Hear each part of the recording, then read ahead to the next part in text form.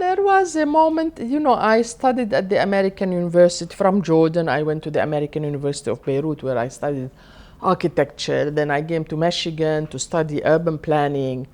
And it was in America actually that I became more politicized, which is interesting. Away from Palestine, you always become more politicized. And when I went back home to Jordan, there was a moment where I felt like, wouldn't it be interesting if I managed to go to Palestine? At that time, we're talking about early 80s, 1981.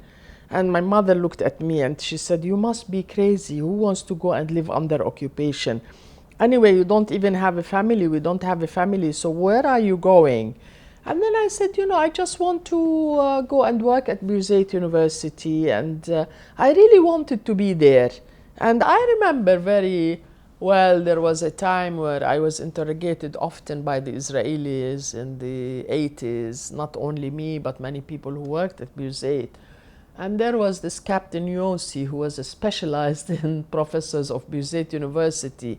And he would say, why would a woman like yourself come and live here when you have other options? And I say, you know what, Captain Yossi, the moment Palestine will be liberated from you, I'll probably leave. So there is this also feeling that, you cannot turn back on something so unfair, so unjust, so unbelievably crazy, so unbelievably cruel, so unbelievably out of this world, you know what I mean? And I always felt that, it's easier to be in trouble than be away from trouble and reflecting on the trouble, if you see what I mean. So I wanted to go to Palestine to experience what my father has. I hated the fact that everything was like I had to imagine. Sometimes I say I became an architect because of all the models I made of Palestine and Jaffa in my mind. So here I am in 1981, I decided to literally go to Palestine. And of course, I needed a permission because none of the Palestinians living abroad, diaspora Palestinians, are allowed to go to Palestine. So I had to ask a friend to get me a visitor's permit. At that time, they used to give such things. And here I am crossing the bridge for the first time in my life with a permit that was in Hebrew. I don't speak the language. I don't know what it said. I don't even know whether it's the right paper or not. No, my name, nothing. I was just holding that paper and going. And I remember very well that it was the first time I'm going to meet an Israeli. And of course, growing away from that, you have that apprehension. What does it mean to meet an Israeli? And so it was quite a traumatic experience for me just to cross the bridge, give that paper, and eventually be allowed to go there. And I still, until today, I remember the taxi that I got in from Jericho to go to Jerusalem. That's where I was staying. And I recall very, very, very vividly that road, every single, as if I've been there. It was very, very strange. Of course, I have been there before 1967 as a child, and I remember it. But I remember just getting to Jerusalem, and I didn't have any relatives. I don't have anybody, not even friends. So I checked into the YMCA. And then I went out to go to the old city, and I was trying to remember what is it I know about the old city.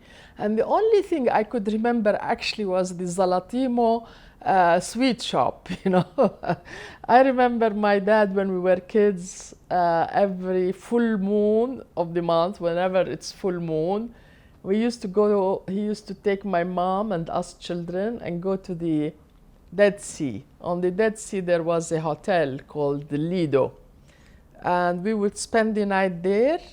And then next day, we will go to Jerusalem. And the first thing that my dad would go to Zalatimo, this sweet shop, famous shop that has been there for 200 years, I think, which made like sweet cheese pies. And I recall, the only thing I recall is like this guy who's making a dough, like the pizza dough, a very huge one, and he's rolling it on his finger.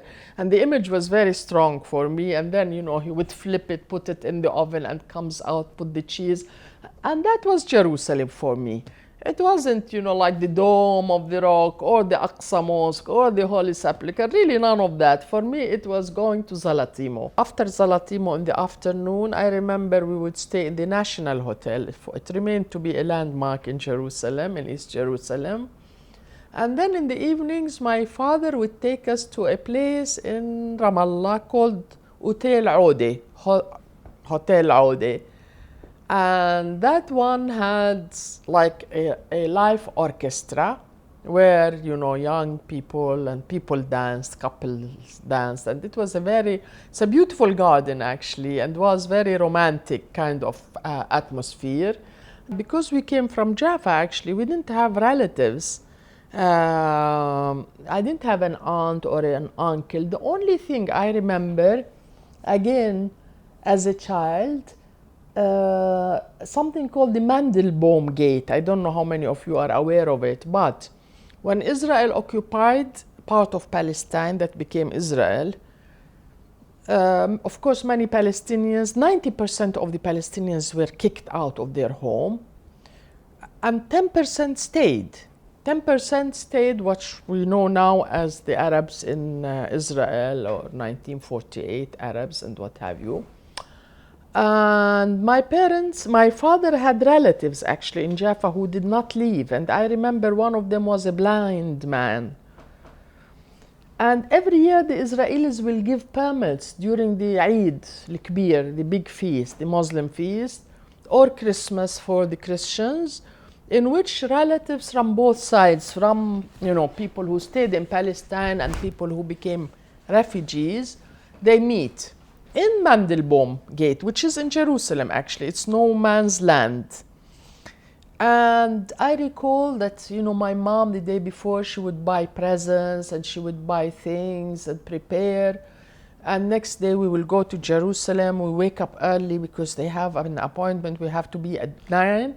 And then there is the moment where the relatives from that side come. My father's uncle, who was blind, with his wife and their kids, and we would come with my dad, with my father, and the 4 of us, and we will be sitting on a bench, and they would be coming also with presents. And I remember that they would bring fish and also some rings. I don't know, nothing serious, but some rings.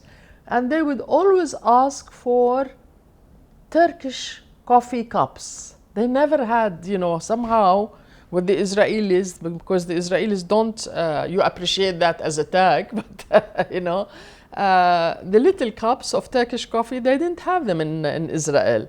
So I remember my mom always bringing them. So that's also a memory. So my memory of the West Bank was not a very happy memory. It's not like we have an aunt like Damascus, where we go and there is my grandfather and all the family. Here there was like a remains of a tragedy. So it was quite an interesting experience to go to a place where supposedly you belong. You are a Palestinian, you grow in diaspora, and you come back home. But I don't think I ever felt more stranger in my whole life than that moment of going home, Palestine felt very strange, very unfriendly. I didn't know anybody, very lonely. I remember going to the YMCA, sleeping that night, and waking up next morning is like, whom do I know here?